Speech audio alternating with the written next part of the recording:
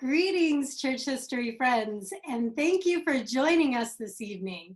My name is Barb Walden, and tonight I will serve as your host for our sixth lecture in the Community of Christ Historic Sites Foundation's Church History Without Boundaries Autumn Lecture Series. We greatly appreciate you joining us this evening as we continue to explore Community of Christ history around the world. In tonight's program, we will hear about church history in the British Isles from one of our favorite guest speakers, Andrew Bolton. In fact, in 2017, Andrew and his pal, Peter Judd, hosted a church history bus tour of England and Wales for the Community of Christ Historic Sites Foundation. Some of you joining us tonight might have even been on that tour 3 years ago, and this lecture might feel a bit nostalgic, as you heard many of the stories and saw a number of the historic sites that will be mentioned in the program this evening.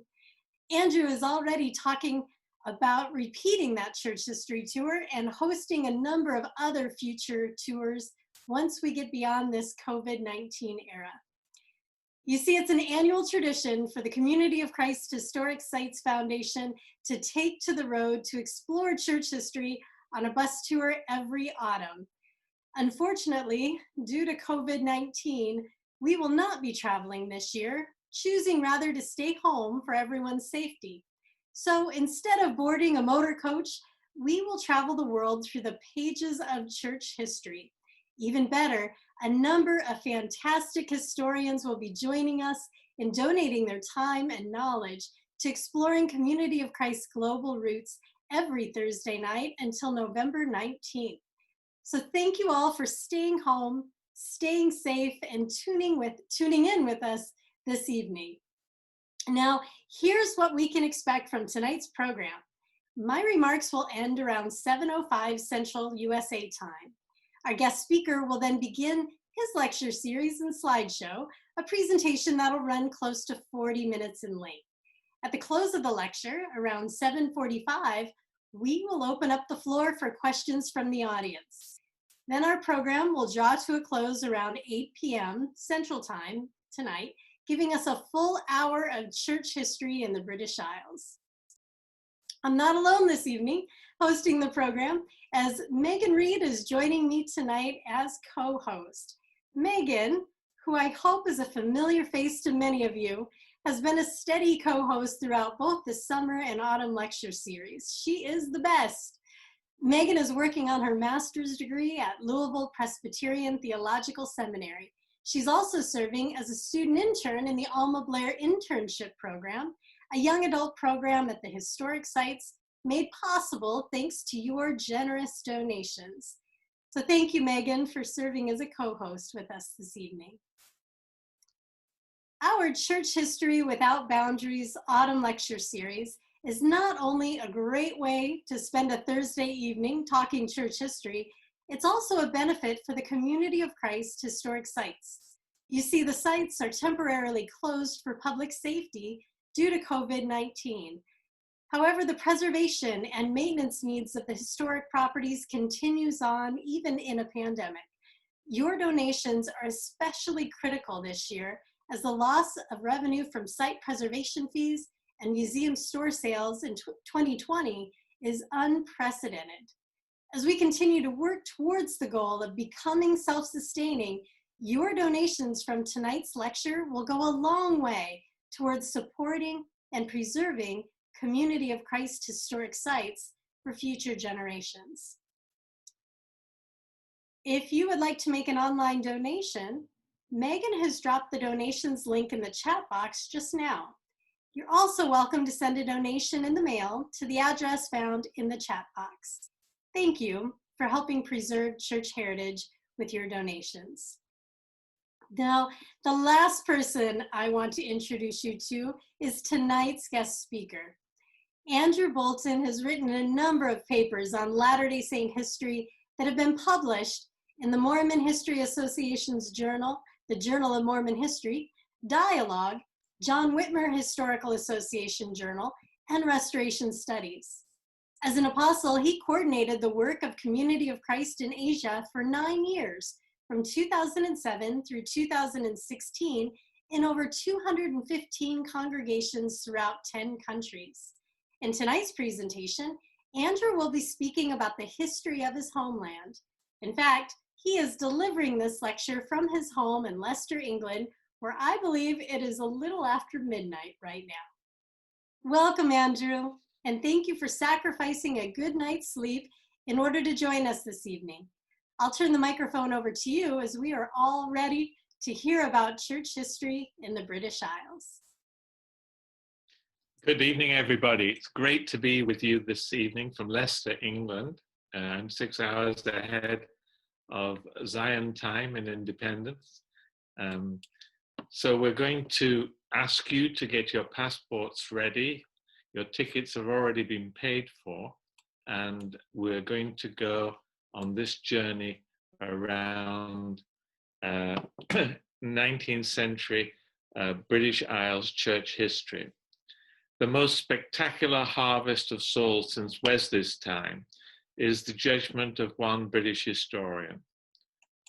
The Latter Day Saint British Isles missions, 1837 to 1863, is what I'm going to cover.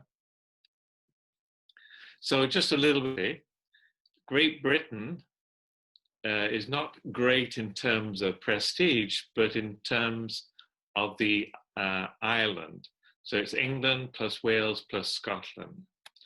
The United Kingdom, which we put on our letters, is Great Britain plus Northern Ireland. And the British Isles includes the United Kingdom and Ireland or Erin. I want to talk about 3 phases of missionary success in these early days. The first phase is 1837 to 1838 with Apostle Heber C. Kimball and Apostle Orson Hyde and 5 others, Canadians and British. The second phase is the 1840 to 41 Council of 12 missionary party of 9 apostles under Brigham Young. And then the third phase is the 1845 to 1852. Wilford Woodruff returns in 1845. He'd been an apostle missionary in the early 1840s, and there's ongoing leadership under the Brigham Young group. And then there's missionary efforts starting in France in 1849, Denmark, Italy, and Switzerland, 1850, and then in Germany in 1852. But the story begins in a communion service on the 4th of June, 1837, in Kirtland Temple, Ohio. Brother Joseph leans over to Brother Heber C. Kimball and says, "Brother Heber, the Spirit of the Lord has whispered to me, let my servant Heber go to England and proclaim my gospel and open the doors of salvation to that nation." So here begins the adventure. It's not a good time in Kirtland. There's division, there's conflict. The anti-bank, the Kirtland Bank, is struggling, and there's dissension. And Heber C. Kimball is one of the loyal supporters of Joseph. So this was a gamble, but inspired perhaps. So here are the 2 apostles, Heber C. Kimball and Orson Hyde. Orson Hyde later goes to Jerusalem. They preach their way to New York, raising funds as they go. Heber C. Kimball's wife gives her husband $5 from the family funds, and they're on their way. They set sail on the Garrick, a sailing ship going from New York to Liverpool. It's a new sailing ship, and it sets a record, and they win a prize for being the fastest crossing across the Atlantic up to that time, around 3 weeks. So they arrive in Liverpool. So this is a map showing England and Wales and the beginning of Scotland. So they arrive in Liverpool. Here's London, just so you get the geography, around 200 miles to the southeast. So they arrive in Liverpool on the 20th of July, 1837. It's a major port. Lancashire is undergoing industrial revolution and has many shipments of cotton coming in from the Americas and cotton textiles going out. For a couple of days, they get their land legs in Liverpool. They know no one there, so they get lodgings. And then on the Saturday, they go up 13 miles or so to Preston by coach. Preston in Lancashire has 16,000 cotton mill workers in 38 factories at this time. And Richard Arkwright, a pioneer of industrialization, was born in Preston. The next day, they preach in a congregation of one of their party's brothers. Is a Baptist church. And a week later, 9 people are baptized. George D. Watt was a young man who sprinted to be the first. And this is the place of the baptism. You can still see this bridge, although it's closed at the moment. A week later, by August the 6th, 50 had been baptized. So things are really taking off. By the way, I was born in Preston. We go up the Ribble Valley. This is where the missionary work continues to be successful. So where the arrow is shown up here, we're going up this valley, the Ribble Valley. And this is where I grew up. Clitheroe is the biggest town up the Ribble Valley. And here you see the Norman castle. It's only 900 years old. This is the scene that the missionaries might have seen of the castle at the top of the high street. It's called Castle Street. So here, Clitheroe was a mill town. Here, a branch was established. Continuing down the road, you come to Chatburn, a small village, but also a mill village. And the village and the mill was still working when I passed it twice a day on the school bus in the 1960s. And near Chatburn is this beautiful village of Downham, beneath Pendle Hill. Pendle Hill is important in Quaker history. So Downham saw one afternoon 40 people baptized by Heber C. Kimball. This area was supposed to be highly resistant to Christian missionaries, but they melted in the hands of these experienced missionaries from the States.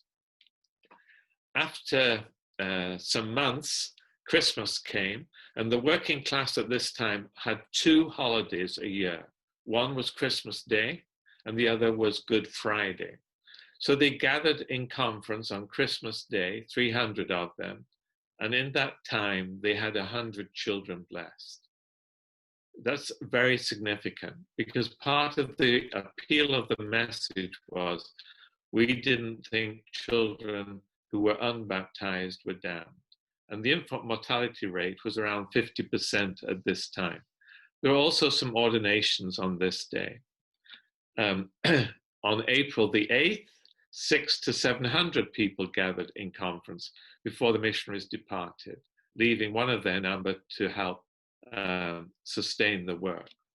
And by this time, 1,400 members were baptized. This is the beginning of the spectacular growth of the church, which W.H.G. Armytage, a social historian at the University of Sheffield, wrote about. The most spectacular harvest of souls since John Wesley's time, the great Methodist preacher. This happened despite conflicts in Kirtland, Missouri, Nauvoo, and the assassination of Joseph Smith Jr. The missionary work continued. By 1849 to 1851, baptisms were occurring over 8,000 each year. And in the Millennial Star, the church newspaper published, I think every 2 weeks at this time in Liverpool, it reports in the June issue that the church had 32,000 members in 642 branches. Stunning growth. In fact, 60% of all Latter Day Saints were now living in Britain. 60%. 80% of all Latter Day Saints were British born and British baptized. So the center of gravity of the church is now firmly in the British Isles because of this spectacular growth. So you're asking already, why was it so successful?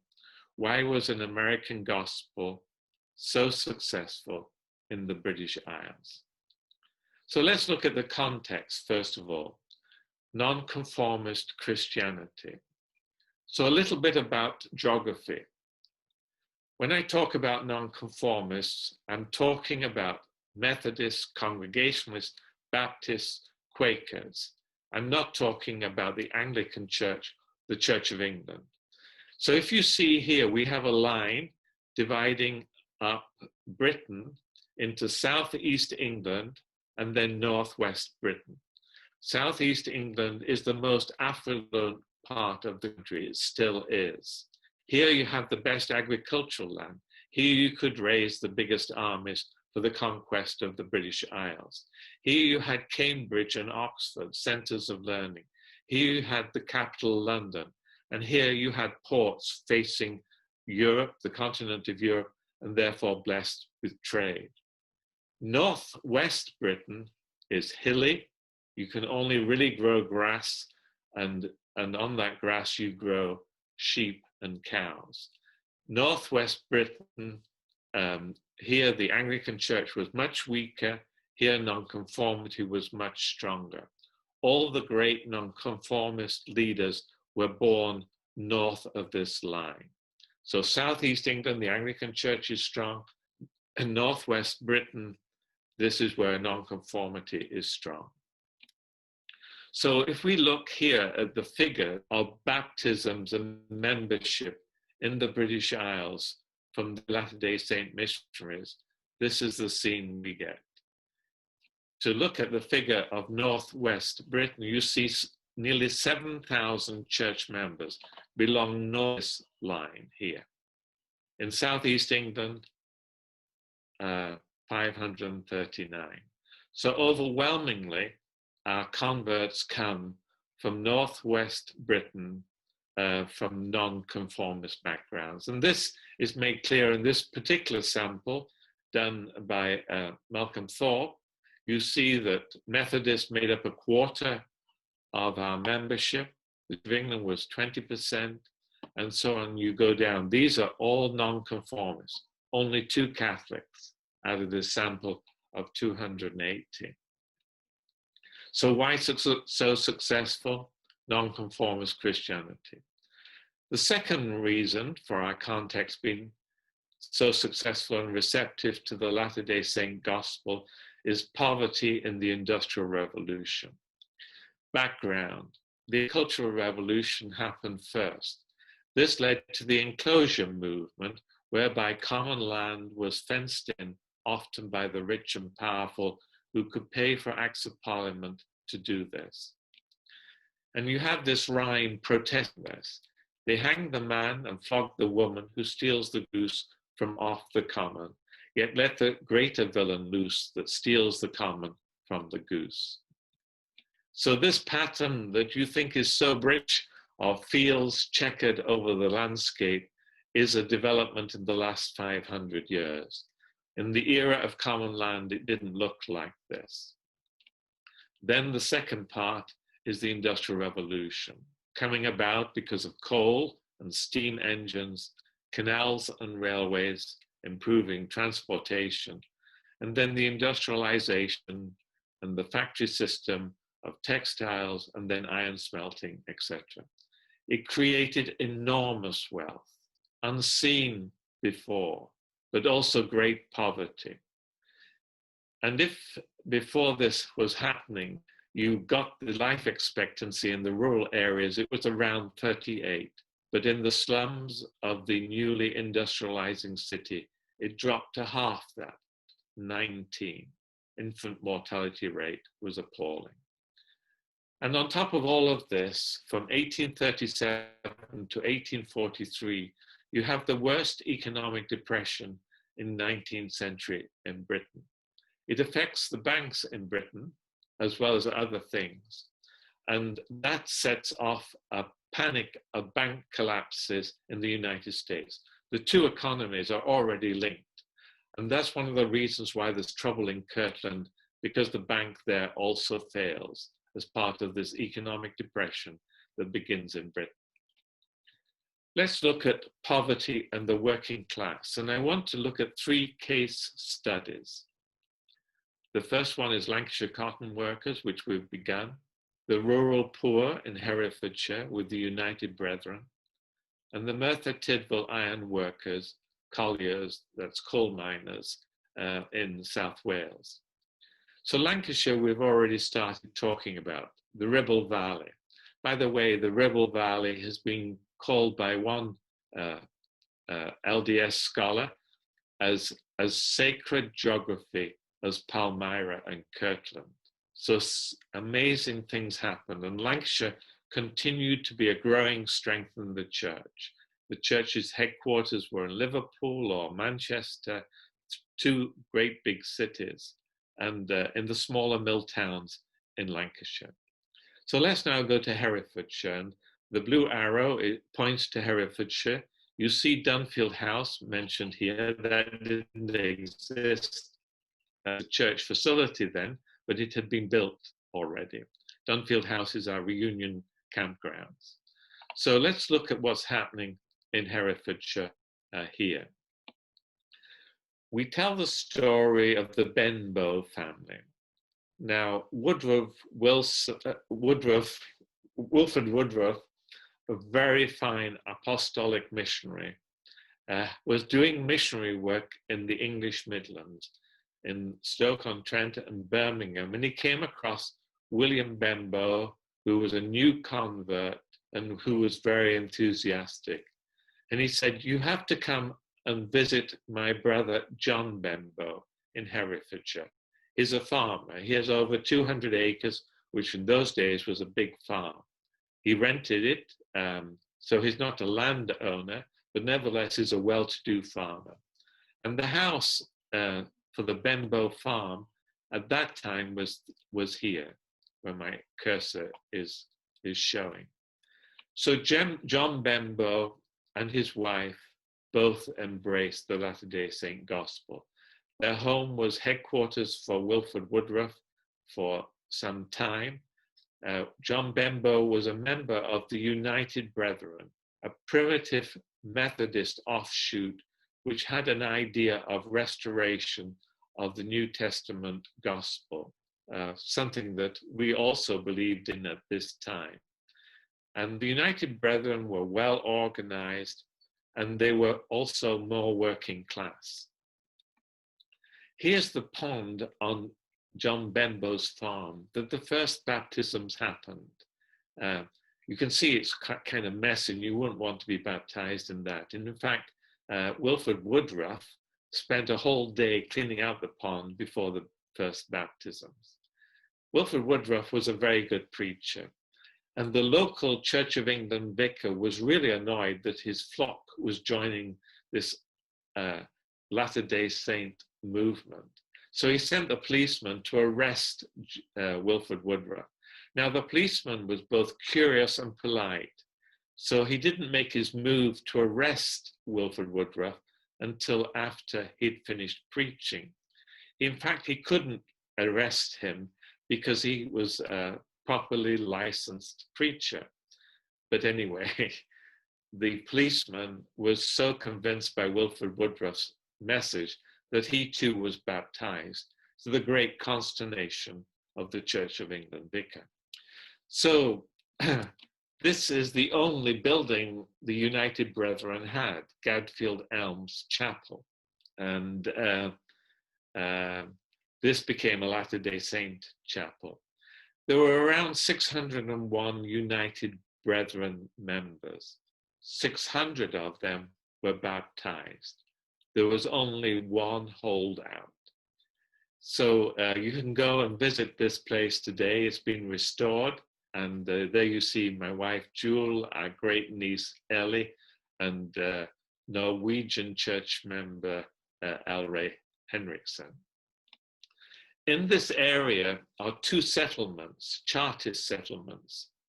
And the Chartists were a constitutional reform movement of the working poor and the enlightened middle class to get proper democracy, at least the vote for all working people. At this point, there was lots of corruption in the parliamentary system. So they at times had huge petitions. One petition was of 3 million people, but it failed. And so that's part of the disappointment of the working class people at this time for reform. Let's now go down to South Wales. I love Wales. And here where the arrow is pointing is Merthyr Tydfil. It's not far from Dunfield House, not far from Herefordshire, maybe 30 miles, 40 miles. Merthyr Tydfil at this time is the industrial capital of Wales. Expanding population, it has the largest ironworks in the world at this time. The conditions for the poor are dreadful. There are no toilets. You step in it everywhere. Lots of disease, terrible conditions. In this city, you have riots, 1800, 1816, 1831, in protest of the social and political conditions and the economic conditions that the poor are enduring. You have the beginning of unions. The first Labour Socialist MP, Member of Parliament, is elected from Merthyr Tydfil. And in this place, we have 9 Latter Day Saint branches, including one that was Welsh speaking. The rainbow is the promise of Zion in our tradition. Rainbow comes about because of rain and sunshine, the two together. Zion comes about from the incentive of poverty and belief in God's justice. I want to say that the dream of Zion comes to people in hell on earth, because of their political, economic, and social conditions. The word the early Latter Day Saint missionaries used and was understood by those that they preached to was that they lived in Babylon. The social, economic, and political conditions that they were oppressed by was Babylon. But the Latter Day Saint missionaries talked about Zion. So why so successful? What's the message that induces so many people to leave their previous religious convictions and join the Latter Day Saints? Well, it's the Kirtland Gospel. We were communal socialists. We were trying to live out Acts 2, which we called Zion in Kirtland. It was New Testament focused. We have a high Christology. Jesus is both God and human. We believe in infinite atonement. There's no shortage of grace. Grace cannot run out. We believe in the Book of Mormon and the Sermon of the Temple or the Sermon on the Mount. Zion, as I've already mentioned, is Acts 2 and Acts 4, 32 to 35. They're trying to live out in Kirtland. The Heber C. Kimball, Orson Hyde, and the other missionaries had participated in that. They built a temple because that's part of the story in Acts 2. They preached the first principles of the gospel: repentance, faith, baptisms, the laying on of hands, eternal judgment and resurrection. This always preached well, a simple summary of the Latter Day Saint initial gospel. There's an implicit Trinitarianism. We're no different from the Anglicans or the Methodists or the Baptists in our theology. And we have 8 sacramental ordinances. And the ordinances are great for illiterate people because it's a dramatic way of illustrating the gospel. And the child blessings illustrate that story of Jesus' concerns for little ones. And the Latter Day Saints would tell parents, if your child has died, they're not lost. Christ's infinite atonement saves them. They are innocent before God. We have the teaching of the worth of souls. Great is the worth of souls in the sight of God. We're participatory. There's a job for everybody. Lots of priesthood offices. We make decisions together. We're democratic. And religious experience abounds. We're Pentecostal. People have experiences of the Holy Spirit. And then we're millennial. Christ is coming soon, so things are going to change. Be ready, folks. Be baptized. So why so successful? There's a message that's enormously appealing, and the messengers are also very capable. The Council of 12 had an average age of 32 in 1840 in Britain. The youngest was 21, George A. Smith. He was 70 at the age of 17, by the way. Served his life as a member of the Council of 12. The oldest was around Heber C. Kimball, 38. So the young adults working as missionaries in the Council of 12 in the British Isles. John Taylor, Joseph Fielding were British. To be American was a positive thing for the working class. The upper classes may look down their noses in their haughty ways, both on the English working class and American missionaries, but it was positive. America stood for hope. The missionaries were experienced. They were intelligent missionaries. They were good ministers. They were poor. They weren't arrogant, but they weren't unbowed. They had the conviction of Zion in their hearts, and they shared that with authority and conviction. They were well organized. They were a team. But what happened next? So 1851, the last year, we had 8,000 baptisms, and then came the great crash. By the end of the decade, baptisms had dropped to 1,000. In 1851, we had 32,000 members in these isles that I call home. It was less than half that in 1860. By 1890, there was less than 3,000 Latter Day Saints. The Preston branch, the city where I was born, nearly closed. At the height here, we had over 500 members in that branch. And the Chapman mill workers who'd welcomed Heber C. Kimball in 1837. There's a newspaper report I saw in the Clitheroe Library. I went to school in Clitheroe, I should have mentioned that. The Chapman mill workers stoned later missionaries. So what's going on? Why the great crash? Well, emigration, is that why the numbers drop? No, up to 1853, baptisms easily kept up ahead of immigration.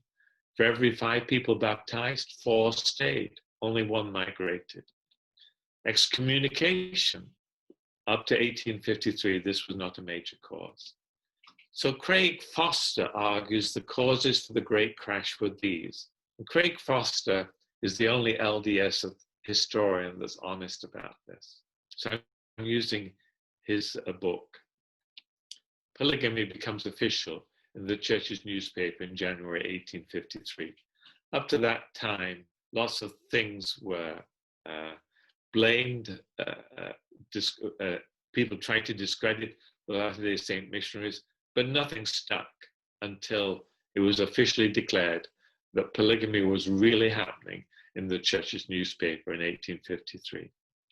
Later that year, in the same newspaper, Brigham Young's Adam, Our Father and God is published. It's the end of Trinitarianism. It's into weird theology of the Godhead. Brigham Young's Reformation included rebaptism beginning in 1856.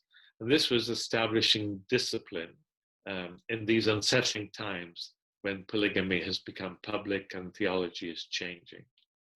Excommunication, enforcing that discipline, becomes more common in the 1850s. So we move from being a great and marvelous work to a hiss and a byword in Victorian Britain. So I need to tell the problems of Nauvoo just briefly. Joseph arrives in Commerce, Illinois, as a traumatized leader of a traumatized people. It becomes a militarized and hierarchical society. And Joseph's roles in Nauvoo over the period from 1839 to 1844 grow. He's prophet president, he becomes the mayor, is the justice of the peace, is the chief justice of the Nauvoo Municipal Court, is lieutenant general of the Nauvoo Legion, he's the leading merchant, the real estate agent, he's crowned king in secret by the Council of 50 in 1844. He becomes a national politician, he runs for the US president, and is a god in the making. Joseph has a lot of power. And Lord Acton, British peer, says, power corrupts, and absolute power corrupts utterly. Lord Acton is a Catholic criticizing the Catholic Church as it claims infallibility in 19th century Europe. The poor are in Nauvoo, and women are among the vulnerable poor. It's hierarchical and militarized. There's theological speculation. There's multiple and progressive gods. So does power corrupt? When the prophet becomes king, when Joseph is crowned, who then are the prophets who hold those in power accountable? Who are the prophets who hold those in power accountable? William Law, a former member of the First Presidency until a few months before, publishes the Nauvoo Expositor. It's only published for one issue on June the 7th, 1844. And he exposes the scandal of polygamy. There's financial irregularities. He's critical of Joseph becoming a politician and running for president, and the other slimy things that he's exposing. Joseph Smith is furious. The courts close down the press, and that's the end of that. But within 2 weeks, Joseph and Hiram are assassinated. Why the Great Crash? I believe that in the 1850s, we have the Nauvooization of the church in the British Isles. Polygamy becomes public, abandonment and Trinitarianism, authoritarian leadership, and the working class don't want another boss. And you have the Nauvoo, Utah Mormonism instead of the Kirtland Gospel. Our message is no longer radical New Testament Christianity as it had been before this period. Why the Great Crash? Because of the Great Betrayal. So you couldn't have anything more scandalous in Victorian Britain than sex. They had lots of hang-ups about sex in Victorian Britain. So polygamy is a huge scandal. And then the heresy about the Godhead is also an ecclesiastical scandal. So we come to what's being called evocatively the dark and cloudy day. So from 1844 to 1852, church members in the British Isles were not really aware of what was happening in those troubled times in the United States. They were happy to trust the apostles who they knew. So we have an undivided church in these islands. Then polygamy and Adam-God doctrine become public, but there's still no RLDS church. So many just simply become inactive, disillusioned, feel taken in, tricked, and leave because there's no alternative. So that brings us to the reorganization, which I'm going to tell just briefly. The story is of Charles Derry, an Englishman who serves the church in the British Isles. He's baptized in 1847, and he goes with his family to Utah. His wife dies on the way, on the trek across the Great Plains. He arrives in Utah and is quickly disillusioned by what he finds. and he decides he's going to leave and go back to the Midwest, maybe to go back home. So he does escape with another family. They're allowed to leave. He's not gone through the temple ceremonies, and therefore he's a lower risk. He arrives in Nebraska and comes across the reorganization. Now he's burned out with religion. He's given up on religion. But somehow the reorganized Latter Day Saints that meet rekindle a flame of hope in him. He meets Joseph Smith III and finds him so humble, so spiritual, so authentic, so kind. He's persuaded. And he asks, can he go back and start missionary work in the British Isles? He arrives in Liverpool on February the 4th, 1863. He's by himself. It's lonely being a missionary by yourself. And gone are the days where there was a crowd of missionaries. So he walks just about everywhere. He only rides in a coach for 15 miles in the whole year that he spends there. And he becomes at times incredibly lonely, desperate for news from his family and from the States. And it's May 1863, the days are warmer, and he sees there are 4 heralds waiting for him in the local post office, but he can't afford to pay for them. So he pawns his coat, his winter overcoat, now it's spring, gets the newspaper, gets the heralds, and starts to read them. And as he's reading them, he sees 2 figures walk past his window. They're Jason W. Briggs, president of the Council of 12, and Jeremiah, joining Derry as co-ministers and missionaries of the reorganization, May the 16th. By the first conference of the reorganization, which is in Merthyr Tydfil, South Wales, again, December the 25th, the only time for a public holiday, besides Good Friday.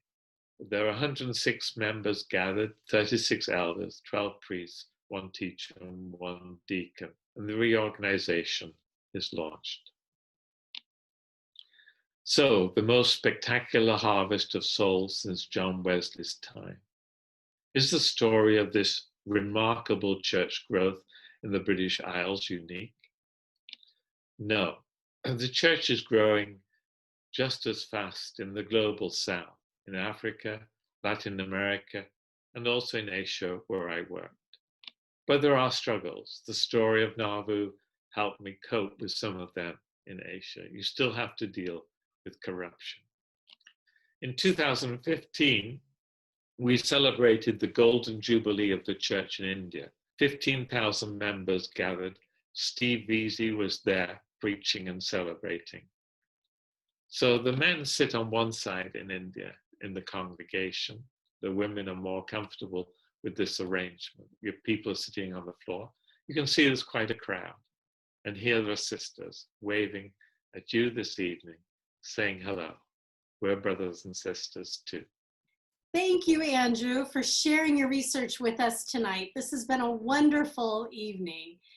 Also, thank you to Megan for helping co-host tonight and for managing everything from behind the scenes. And lastly, we share our thanks to you, our friends in the audience, for joining us tonight and for generously supporting the Community of Christ historic sites with your donations. Thank you for continuing to help preserve church heritage.